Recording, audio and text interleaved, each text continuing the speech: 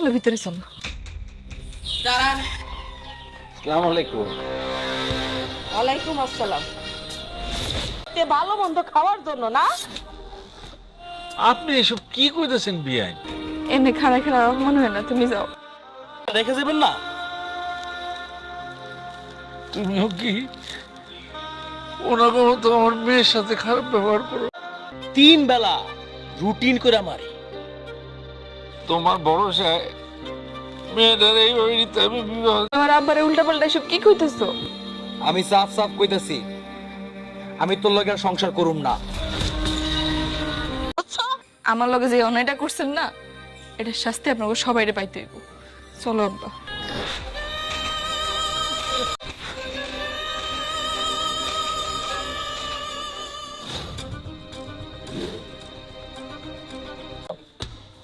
মা, আমার লাগে এত বড় একটা অঘটন ঘটে গেল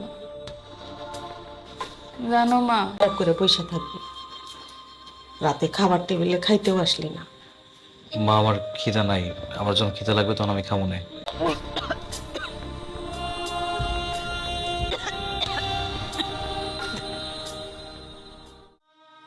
কিন্তু কেমন জানি বমি বমি লাগতেছে। খালি বমি বমি লাগতেছে, জ্বর আইছে নি? না তো, তুই মা হইতে যাইতেছস, তোর পেটে তো সেলিমের বাচ্চা। মা তুমি সত্যি কইতেছো? নাই, তোর বাপেরই কইতাছি, তোর বাপই যায় খবরটা দিয়ে আইবো। ও মা, আমার তো সহ্য হইতেছে না, তুমি এখনই আব্বারে কও। আইসে আসসালামু আলাইকুম। কেমন আছেন বিয়ান সাহেব? ওয়ালাইকুম আসসালাম। আর আমি নানা। আপনাকে বংশের প্রদীপ আমার মায়ার গর্বে বড় হইতেছে। সি সি সি সি সি সি। গরু নাকি? আপনি সিসি করতেছেন? আপনি দাদি হইতেছেন, এটা তো খুশি। তাড়াতাড়ি আসেন, শুই না যান। কি আজব আজব কথা। তাড়াতাড়ি কি হইছে আর বসিল? আসসালামু আলাইকুম। পরে ওই পাপের বোঝা চাপাইতে আইছে। কি কোন বিয়ান সাহেব? এই সন্তান আপনার ছেলের?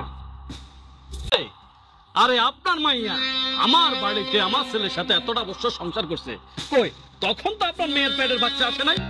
সেলিম, তুমি তো জানো এই বাচ্চা কার। তোমার আল্লাহর দোহাই লাগে, আমার মায়া ধরে তুমি দুর্বল। আপনি সেই পাপ আমার ঘরে চাপাইতে চান? ছি, ছি, এই কথা মুখে নেন না। পাপ বাবা, পাপ। এমন কি ব্যাপার? আপনার পরিবারের লোকজনের কি লজ্জা শরম বলতে কিচ্ছু নাই? হ্যাঁ, অন্যেরে দিয়ে পেট বাজাইছে এই সুসংবাদ। কথা কানে ঢুকতেছে না? জানে কে? যান যান, বেরোন বেরোন।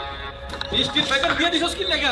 বললেন আল্লাহ শুনবো না, আল্লাহ শুনবো না। ওনের কয় গরু মরে না। তা ঘুরাইবো, হ্যাঁ? আর এখন তো তোর বেশি যত্নে থাকা লাগবো, নাইলে আমার নাতির আবার সমস্যা হয়ে যাইবো না। তুমি জানো না আইসো? আব্বা, তুমি আইছো? সেলিম আমায় নিতে আইছে? কই সেলিম? কি জন্য দিছি? কেন আব্বা, তুমি না সেলিমরে খুশি খবরটা দিতে গেছিলা? কি কইছে ওরা? সেলিম নিজের সন্তানরে অস্বীকার করলো?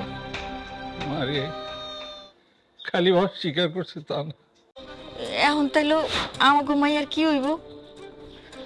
আম্মা, তোমার কিছু করণ লাগবো না, আমি তোর সাহস, তোর মতো চরিত্রহীনা মাইয়া আমার নাম ধরে ডাকতেছে।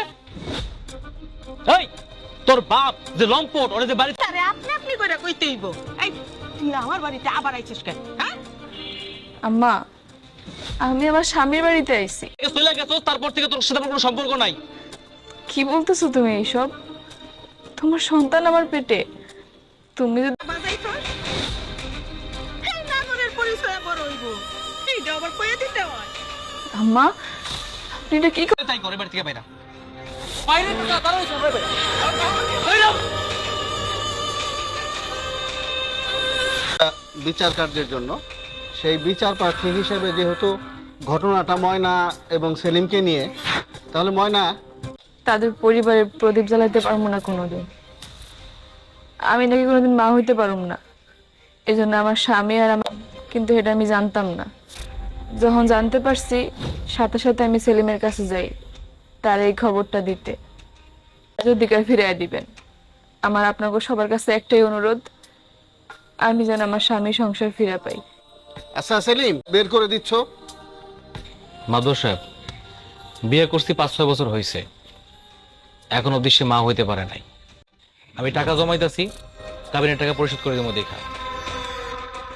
হঠাৎ করে আইসা সে উধাইছে, বলতেছে যে তার গর্ভে আমার সন্তান। কথা বলতেছো, কেউ না কেউ তো মিথ্যা কথা বলতেছো, না কি বলেন আপনারা? মাদবর সাহেব, আমার মনে হয় এই মাইয়াটা।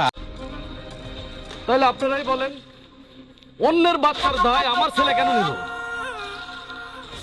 আপনার মেয়ে তো সন্তানের বাপ হইতেছে এই সেলিম। উল্টাপাল্টা কথা বলবেন না, মুখ সামলায় কথা বলবেন। আপনার মায়ের পেটে যে সন্তানটা আছে, এই সন্তান যে সেলিমের সন্তান না, সে ব্যাপার না। আপনি বসেন, আপনারা বসেন, উভয় পক্ষ বসেন, বসেন, উত্তেজিত হওয়া যাবে না। বসেন, এখানে আমরা ফয়সালার জন্য বসছি। আমরা অবশ্যই কারণ এখন আমরা যদি ওর কাছে জোর করে চাপাই দিয়ে যাই, তাহলে একটা দুর্ঘটনা ঘটলে এই দায়িত্ব কে নেবে? আমরা তো তুলে নিতে চাই। স্যার বাবা কে? আমাদের সবাইকে অপেক্ষা করতে হবে এই বাচ্চা ভূমিষ্ঠ উঠবেন, ঠিক আছে, কিন্তু এখন এইটা আর এইভাবে বিচার করা যাবে না। বাচ্চা হোক, তারপরে দেখা যাবে, এই বাচ্চা এটা পরে দেখা যাবে। চলুন তাহলে আমরা যাই, উঠেন আমরা যাই। খারাপ মানে, হ্যাঁ কইরা গেল এই মাইয়ার আমার বাড়িতে।